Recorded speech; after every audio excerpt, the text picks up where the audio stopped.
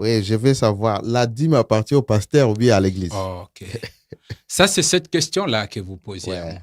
En fait, avec la dîme, il faut savoir d'abord, la Bible me parle, je crois, dans les livres des Lévitiques, où les enfants d'Israël devraient apporter. Et Malachie aussi nous parle de ça, 4, qui dit apporter à la maison de l'Éternel, n'est-ce pas, Ouais. vos dîmes et offrandes. Ouais. On dit bien à la maison de l'Éternel. l'Éternel, à la Mhm. trésorerie de l'Éternel. Mhm. Donc, c'est la maison de l'Éternel, il s'agit bien de l'Église. Donc, amener la dîme et les offrandes à l'Église. Mhm. Écoutez, à l'Église, aujourd'hui, quand on parlait amener dans la maison de l'Éternel, on faisait allusion au tabernacle. Je ne sais pas Ok. si je me fais comprendre. Ok. Alors, au tabernacle, il y avait ce que nous appelons les Lévites.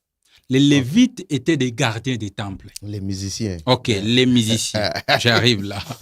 Les Lévites étaient des gardiens des temples. OK, Ouais. dans les Lévites, il y avait une catégorie. Ouais. OK? Il y a une catégorie des sacrificateurs et il y a aussi catégorie des commandants des temples, il y a catégorie des chantres des musiciens. Ouais. C'est comme ça, vous voyez, à chaque fois que l'arche de l'Alliance avançait entre les rois, David et l'arche de l'Alliance, il y avait un cortège des Lévites et des chantres qui animaient avec une adoration vivante et puis une louange forte pour que la grâce et la gloire de Dieu descendent.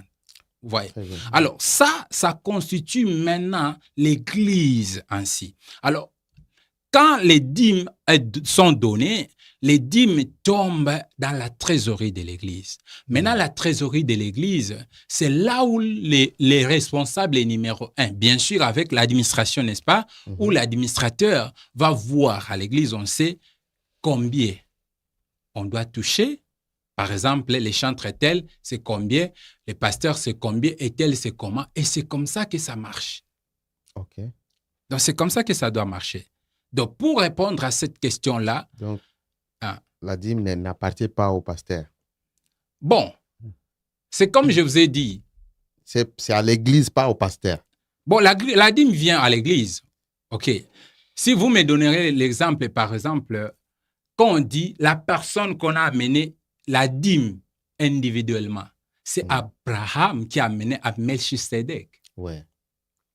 Et c'est qui Melchisedec? Ouais. Melchisedec, c'est lui-là qui est Jésus-Christ. OK. Ouais. Maintenant, lorsque Abraham a vu, c'est lui qui doit bouffer tout parce qu'il ne doit donner à personne d'autre. Abraham a amené sa dîme à Melchisedec pour que Melchisedec puisse lui bénir. Il arrive que tu te retrouves où, par exemple, les pasteurs Essel, voilà, face là, quelqu'un amène la dîme. Et cette dîme-là, dans des églises bien organisées, je m'explique, les dîmes sont versées dans les paniers, dans les caisses, OK? Ça passe au secrétariat. L'administration va enregistrer des choses. Ouais. Je vous donne un exemple. Est-ce que vous savez que ce que nous appelons les dîmes aujourd'hui, alors c'est ce que nous appelons la taxe. OK. Les gouvernements sont en train de prendre des taxes, n'est-ce pas? Ils nous prennent des dîmes. OK. Alors, qui bouffe ça? Oui. Qui bouffe ça? Est-ce que c'est les premiers ministres seulement qui bouffent ça? Bon, ça paye les agents de l'État. Ça fait fonctionner l'État, n'est-ce pas? Oh, voilà. Une belle réponse. Donc, ça montre que ça fait fonctionner les gouvernements et tout ensemble. C'est la même logique. Les dîmes sont données. Écoutez, il y a ce qu'on prélève la dîme des dîmes. Voyez, pour les souverains sacrificateurs qui étaient Aaron. Lorsque les enfants d'Israël amenaient la dîme au niveau des tabernacles, au niveau de la maison de Dieu, il y avait des magasins où on emmagasinait, on mettait des provisions. La dîme ne faites pas plutôt seulement l'allusion à l'argent. Okay. Ici, quand la Bible parle de la dîme, on fait allusion même aux fruits. Un dixième de ce que vous avez gagné. Un dixième de ce que tu as eu. Oui. Ce que Dieu t'a donné. Tu enlèves les dixièmes. Ça peut être les fruits, ça peut être les habits, ça peut être l'argent, ça peut être tout. Et on amène ça à l'église. Une fois ça à l'église, c'est à ce moment-là l'organisation. On va organiser pour savoir, écouter, les pasteurs prennent comme ça. Et puis, les gens qui travaillent, c'est comme ça. Vous voyez, les gens travaillent à l'église, mais ce qu'on les donne, on prend où? Et je vous dis, l'argent de l'offrande, c'est pour construire l'église. Attention. L'argent de l'offrande, c'est pour construire l'église.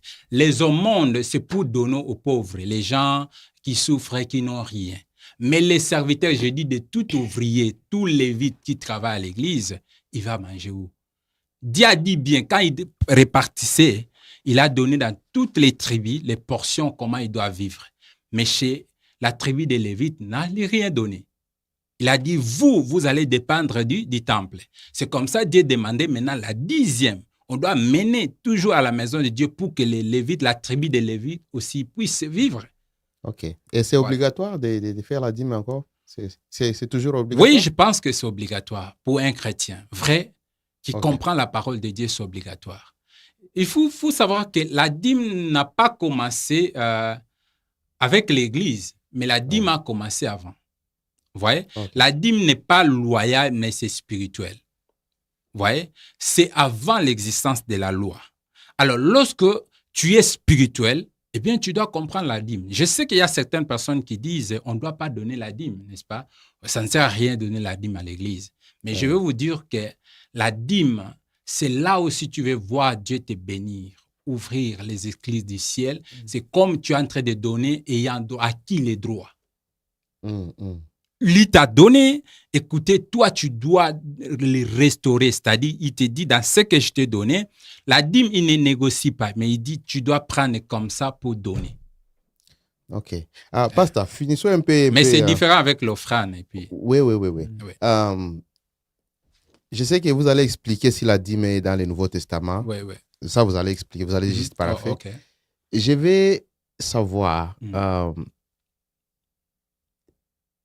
on nous prêche dans des églises que lorsque vous ne donnez pas la dîme, vous volez à Dieu. Ouais.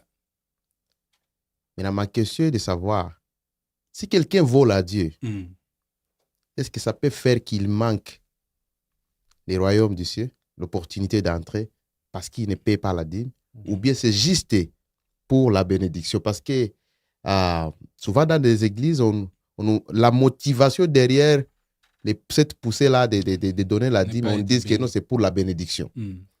Mais en même temps, on nous dit que non, si vous ne donnez pas, vous volez à Dieu.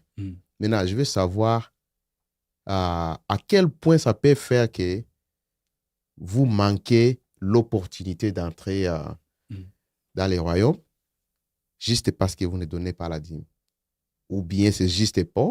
Si vous ne donnez pas, je ne bénis pas. OK. Ça dit, il faut comprendre une chose que on peut entrer au ciel sans pour autant être béni.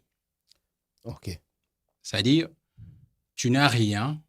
Ouais. La bénédiction, ça veut dire quoi? C'est dire en bien. Prononcer en bien. C'est-à-dire, quelqu'un peut entrer dans les royaumes des cieux, mais prenons la bénédiction dans le sens que nous avons dans notre tête. Où tu as dans l'abondance. Dans les biens, dans les biens, dans les matériels. Et tu peux manquer les matériels, mais entrer dans les royaumes des cieux.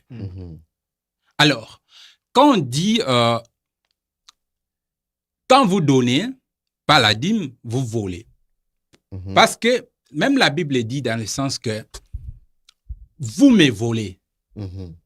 Vous m'appelez Père, mais vous me volez.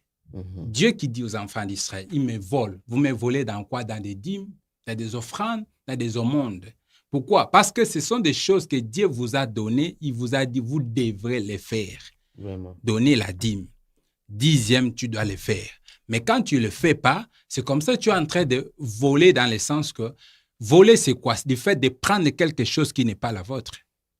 Je me fais comprendre. C'est lui qui t'a donné ça. Mais il a dit, dans ce que je t'ai donné, tu prélèves ça, mais ne touche pas à ça. C'est comme les noyaux. On te dit, mange la chair d'un fruit, mais laisse les noyaux pour cultiver. Mais la Bible dit quoi? Les voleurs n'hériteront point les royaumes des cieux. Oh, OK. Donc, si vous ne donnez pas la dîme...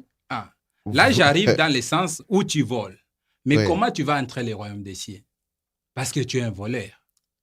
OK. Un voleur n'héritera jamais le royaume des cieux. Alors, à ce point-là, on doit se convertir. On doit se repentir, demander pardon à Dieu pour... Voilà.